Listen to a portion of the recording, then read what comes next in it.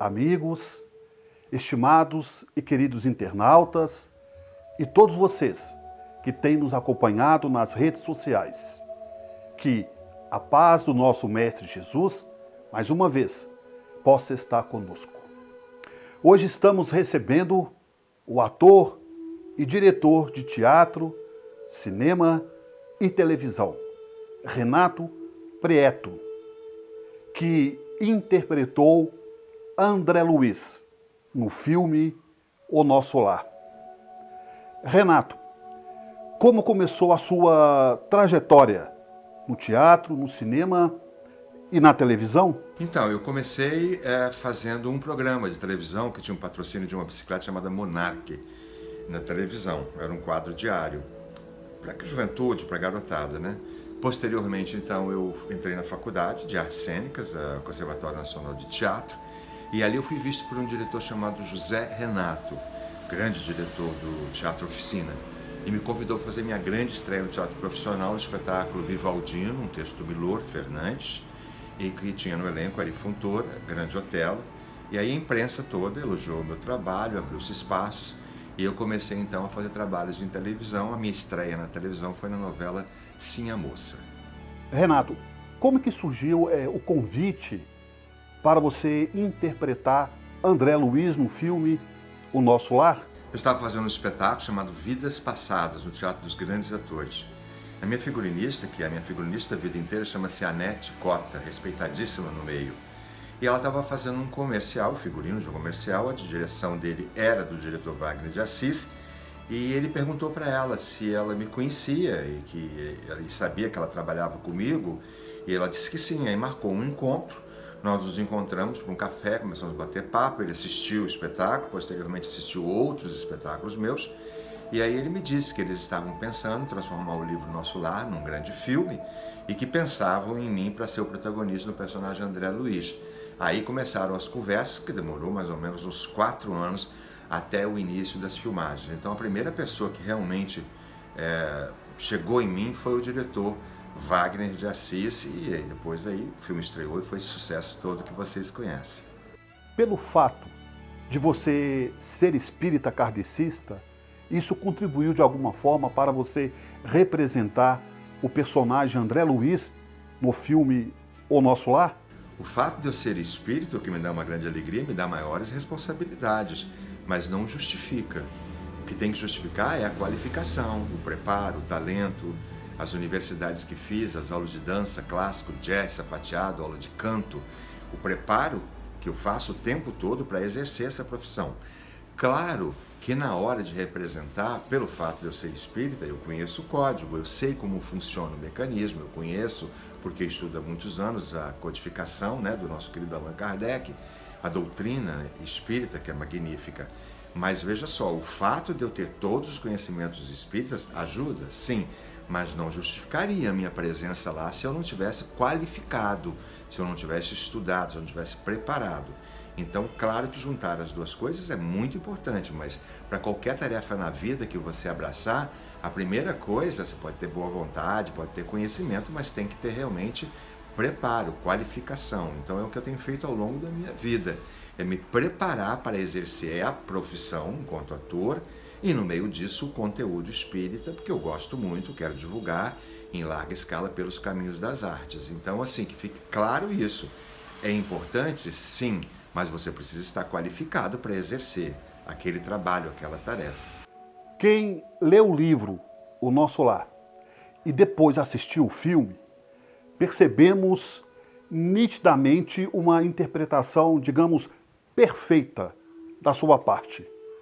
Nesse sentido, como que foi construído, quais os recursos que você usou para consolidar, enfim, o personagem André Luiz do Nosso Lar? Então, para construir, por exemplo, esse personagem, eu tive que me preparar, conhecer muito a história dele, né? Então, para isso, eu tive que me preparar muito tempo. Durante 6 meses, eu fiquei ensaiando, fiquei emagrecendo, fiquei me preparando com o diretor, com o coach. E aí, para chegar a esse ponto aí do que vocês viram de resultado na tela.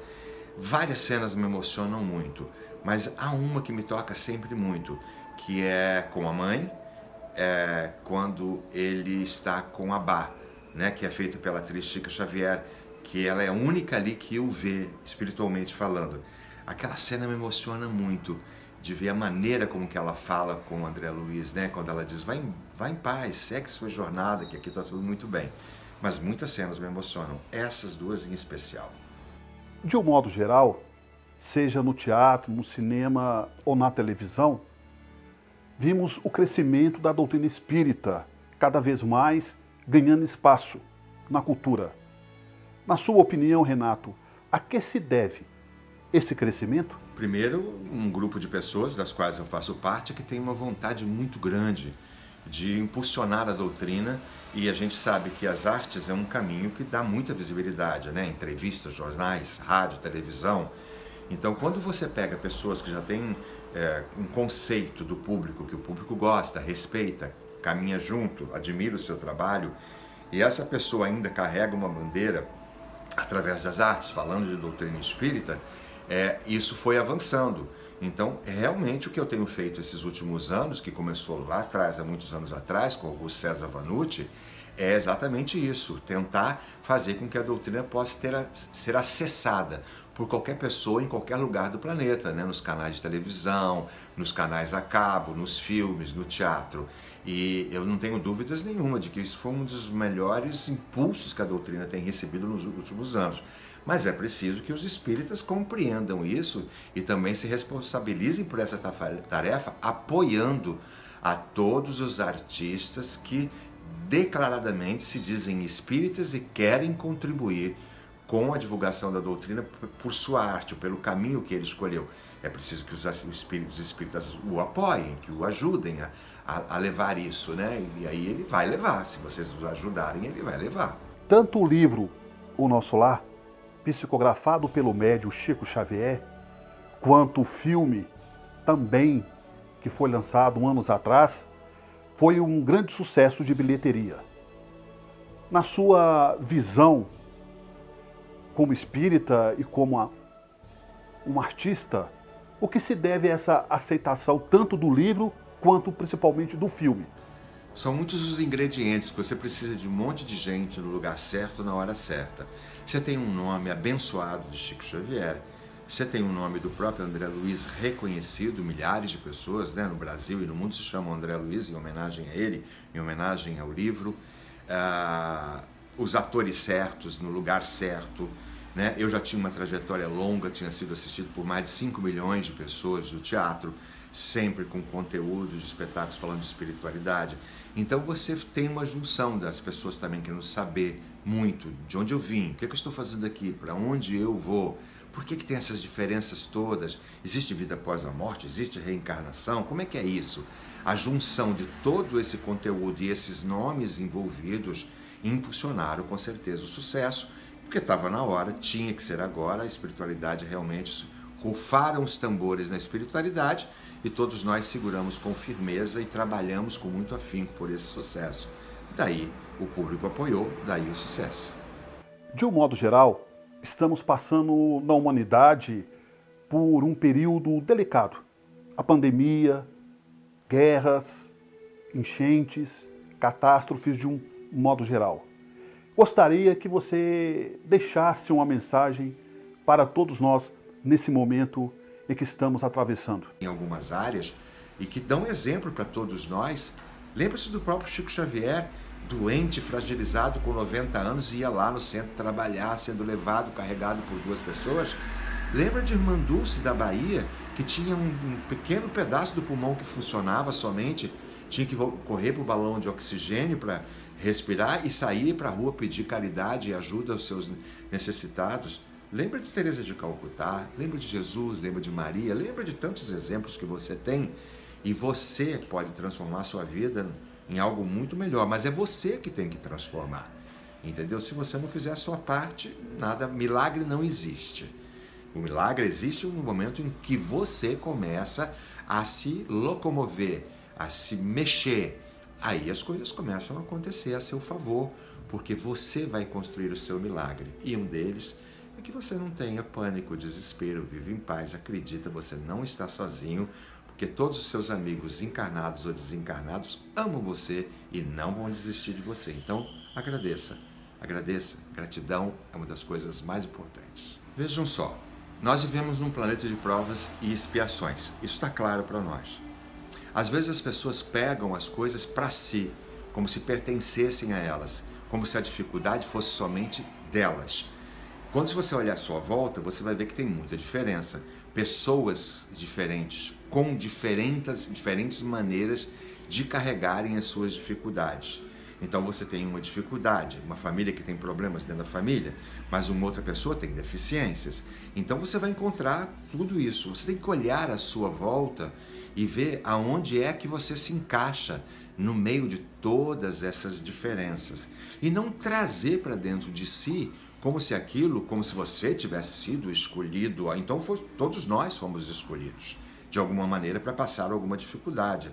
Então depende muito de como você enxerga as coisas, né? Por exemplo, problema é você chegar, digamos, no hospital, o médico chegar para você e dizer assim, ó, a sua mãe que está ali internada, lamentavelmente, né? Ela vai desencarnar, não tem mais jeito. Isso é um problema que você vai ter que resolver aí, que vai acontecer naquele momento, você vai ter que levar adiante, entendeu? O restante são oportunidades, são desafios que nós recebemos para o nosso crescimento espiritual. Então, num momento como esse, em que toda a humanidade praticamente deu uma congelada, o que é que eu posso aprender com tudo isso? Não ter pânico, não entrar em desespero, não entrar em depressão, não entrar em ansiedade, mas ao mesmo tempo fazer coisas para não entrar nesses sistemas todos. Então não adianta também você ficar sentado, parado, dizendo, eu não quero passar por isso, mas também não faz nada para não passar, não é? Você não contribui. Então você anda dentro de casa, diminui a ansiedade, você faz yoga, diminui a ansiedade, você faz meditação, tudo você faz com televisão, com telefone, não é? Aula de voz, tudo isso oxigena o teu corpo, o teu organismo. Então você precisa fazer coisas para ter menos impacto no momento em que essas coisas estão acontecendo. E ter certeza de que vai passar. Já tiveram milhões de outras coisas iguais a essa na história. As guerras, os genocídios foram dolorosos também, não é? Os sofrimentos que você vê à sua volta de irmãos seus com dificuldade de locomoção, de deficiências em algumas áreas, e que dão exemplo para todos nós. Chegamos ao final da nossa entrevista e queremos deixar registrado o nosso apreço e o nosso agradecimento ao nosso querido e amigo Renato Prietro. Receba as nossas vibrações de paz e de gratidão. Até o próximo vídeo e um forte abraço. E que Deus abençoe a todos.